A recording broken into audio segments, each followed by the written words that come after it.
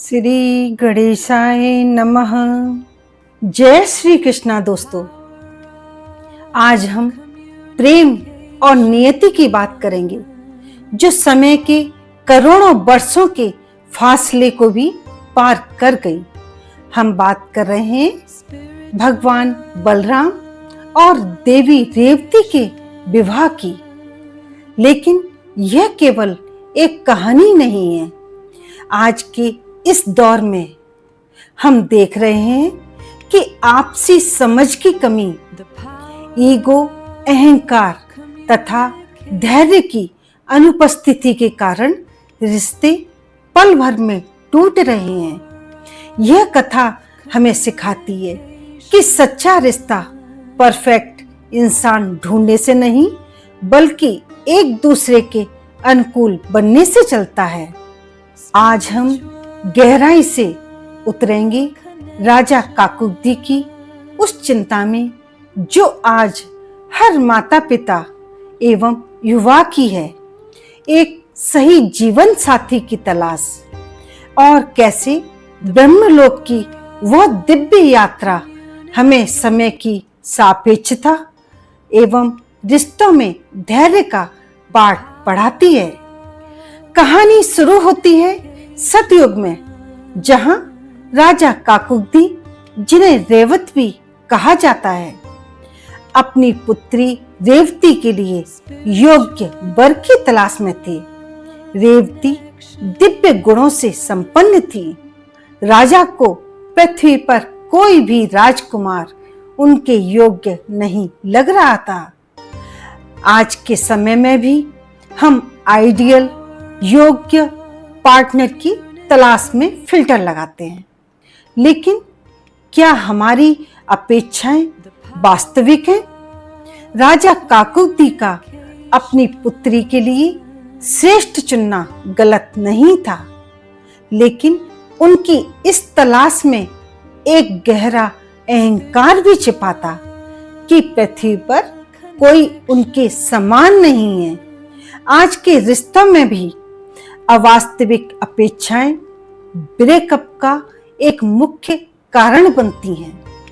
हम भूल जाते हैं कि रिश्ता दो परफेक्ट लोगों के बीच नहीं, बल्कि दो अधूरे लोगों के बीच होता है, जो एक दूसरे को पूरा करने का संकल्प लेते हैं। राजा काकुब्दी इसी श्रेष्ठता की खोज में अपनी पुत्री को लेकर सीधे ब्रह्मलोक चले गए, यह सोचकर कि सृष्टि की रचयिता ब्रह्मा जी ही उन्हें सही मार्गदर्शन दे पाएंगे। जब राजा काकुब्दी ब्रह्मलोक पहुंचे तो वहां गंधर्वों का गायन चल रहा था। राजा ने सोचा कि बस कुछ क्षण इंतजार कर लेते हैं। वह संगीत उन्हें इतना मधुर लगा कि वे समय का भान ही भूल गए। जब संगीत समाप्त हुआ और उन्होंने ब्रह्मा जी के सामने अपनी सूची रखी, तो ब्रह्मा जी जोर से हंसे। उन्होंने कहा, राजन, यहां बिताए आपके कुछ क्षणों में पृथ्वी पर 27 चतुर्युग लगभग 11.6 करोड़ वर्ष बीत चुके हैं। जिन राजकुमारों की सूची आप लाए हैं, उनकी तो कई पीढ़ियां भी अब इतिहास बन चुकी हैं। यहां हमें समय की सापेक्षता का विज्ञान मिलता है, लेकिन जीवन के लिए उपदेश क्या है? उपदेश है धैर्य। आधुनिक रिश्तों में हम सब इंस्टेंट चाहते हैं। हमें तुरंत रिप्लाई चाहिए, तुरंत समाधान चाहिए। लेकिन राजा काकुब्दी की यह कहानी हमें सिखाती है कि कभी कभी नियति ने हमारे लिए बहुत कुछ बड़ा सोच रखा होता है, तथा उसके लिए सही समय का इंतजार करना पड़ता है। ब्रह्मा जी ने उन्हें बताया कि पृथ्वी पर स्वयं नारायण के अंश बलराम अवतरित हो चुके हैं। जो कि रेवती के लिए एकमात्र योग्य वर हैं। जब राजा काकुब्दी तथा रेवती पृथ्वी पर वापस आए तो सब कुछ बदल चुका था। सतयुग की भव्यता जा चुकी थी एवं द्वापर युग का प्रभाव था। लोग कद में छोटे, बुद्धि में कम एवं स्वभाव में चंचल हो चुके थे।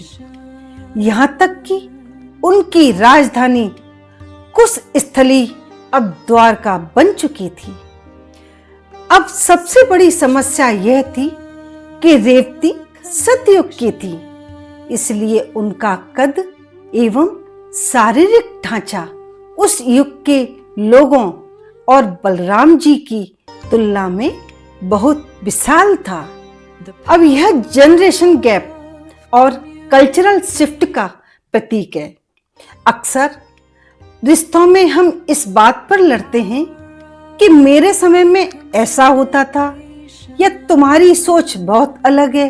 काकुब्दी और रेवती ने देखा कि दुनिया वैसे नहीं रही जैसी वे छोड़कर गए थे, लेकिन उन्होंने हार नहीं मानी।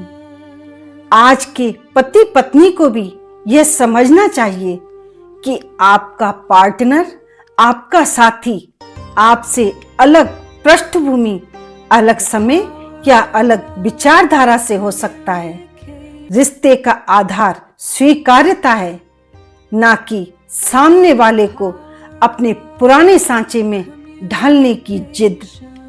जब बलराम जी ने रेवती को देखा तो उन्होंने एक चमत्कार किया।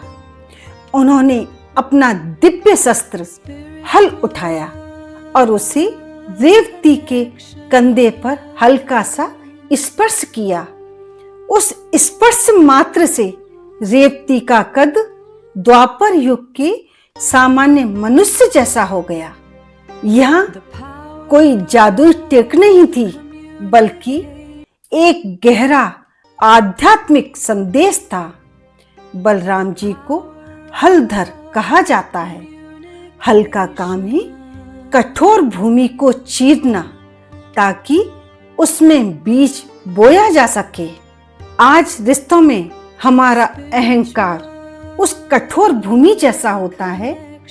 बलराम जी का हल उस अहंकार को झुकाने का ही प्रतीक सृष्टि है। का नियम है। आज के रिश्तों में समय का चक्र समस्या कभी नहीं रुकता। यह है कि एक कोई युग का भी अंत झुकने को दूसरे की तैयार शुरुआत नहीं है। हम सोचते हैं कि झुकना कमजोरी है, लेकिन बलराम जी ने सिखाया कि झुकना या खुद को साथी के अनुकूल बनाना ही प्रेम की पराकाष्ठा है। उन्होंने रेवती जी को छोटा नहीं किया, बल्कि उन्हें अपने स्तर पर लेकर आए ताकि वे साथ चल सकें।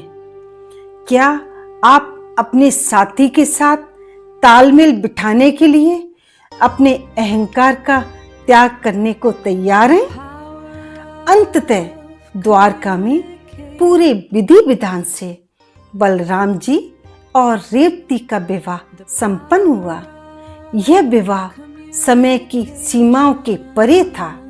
रेवती जी, जो उम्र में बलराम जी से करोड़ों साल बड़ी थी, उनके दिव्य प्रेम एवं समर्पण के कारण उनकी अनन्य अर्धांगिनी बनी। आज का वीडियो मेरा सिर्फ आज के समय में चल रही समस्याओं को लेकर के था।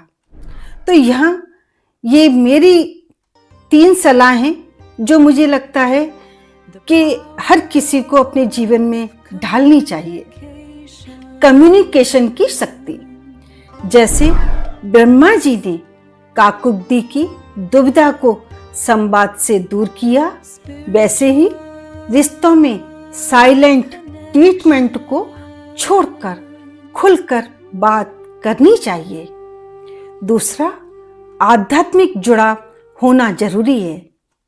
केवल शारीरिक या भौतिक सुखों के पीछे ना भागें, एक दूसरे के आत्मिक विकास में सहायक बने। तीसरा, आधुनिक 7-7-7 यानी 777 नियम रिश्तों को ताजा रखने के लिए हर 7 दिन में एक डेट नाइट, हर 7 हफ्ते में एक वीकेंड ट्रिप एवं हर 7 महीने में एक लंबी छुट्टी का प्लान जरूर करें। प्रभु श्री कृष्ण के बड़े भाई बलराम तथा देवी रेवती का जीवन हमें सिखाता है कि नियति जिसे मिलाना चाहती है उसके लिए वह युगों का फासला भी मिटा देती है। बस जरूरत है तो उस हल की जो हमारे भीतर के कठोर अहंकार को कोमल प्रेम में बदल सके। जय श्री कृष्णा। यदि आपको ये छोटी सी कोशिश पसंद आई हो तो प्लीज लाइक एंड शेयर करें, साथ में सब्सक्राइब करना न भूलें, कमेंट जरूर करें। आपसे फिर मिलती हूँ एक नई प्रेरणादायक कहानी के साथ में। जब तक के लिए जय श्री सिया राम जी।